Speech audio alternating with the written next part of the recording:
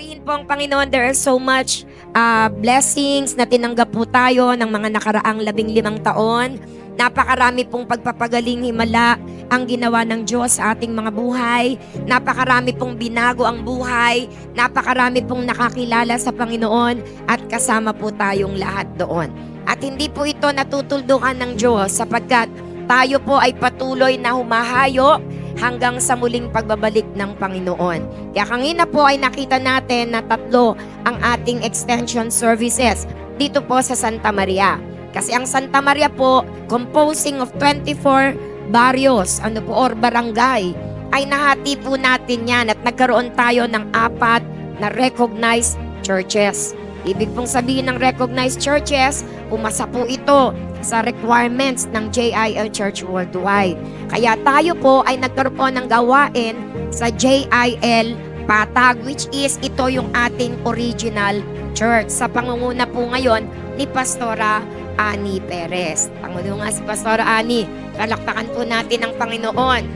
Doon tayo nag-originate lahat, kaya lamang po nagkaroon tayo ng challenge at mula sa Patag ay pumunta tayo ng Skinny Altar Mart upang sa ganun po ay magpalakpak tayo. At ako po ang humawak doon, kaya ito ay naging pangalawang church po natin. And then po, after po noon, nagkaroon din tayo ng gawain sa JIL Santo Tomas. Sa pangunguna naman po ni Pastora Evelyn Grabador. Palakpakan po natin ang Panginoon. And then po, doon naman po sa bandang dulo sa San Vicente, ay na-recognize na rin po yung church natin doon. Sa pangunguna naman po ni Pastora Helen de Guzman. Palakpakan po natin ang Diyos. Kaya sila po ay mga recognized pastors na binubuo ng tig-4 na barangay. At purihin po ang Diyos sapagkat yung 4 na barangay na ipinagkatiwala ng Diyos sa kanila ay nataniman na rin po ng mga gawain ng Panginoon. Extension worship services ay ginaganap po natin sa tig-4 na barangay ng 3 church pastors po natin na na-recognize. Palakpakan po natin ang Diyos. Sa atin po, sa main, sa Santa Maria, ay naiwanan tayo ng 12 barangay. At sa 12 barangay po na yan, 3 barangay po ang ating naging extension worship services. Palakpakan po natin ang Diyos.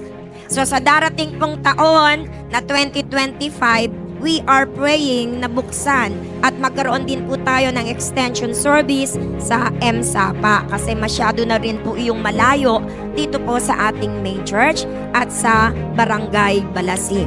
Palakpakan po natin ang ating Diyos na buhay.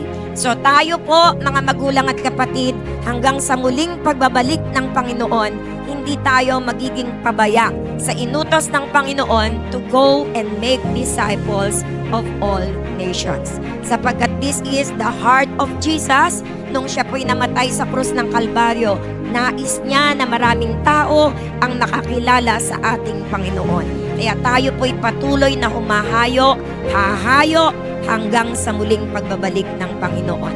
With all those things, sinamahan po tayo ng ating Diyos na buhay. Kaya nandito tayo ngayon sa ating 15 taong anibersaryo. Nagpupuri, nagpapasalamat sa katapatan ng Diyos at nais nating ibalik ang lahat ng karangalan at kalwalhatian sa ating Panginoon. Amen po ba? Pwede bang ibigay natin ang pinakamalakas na palakpak sa Diyos na ating pinaglilingkuran?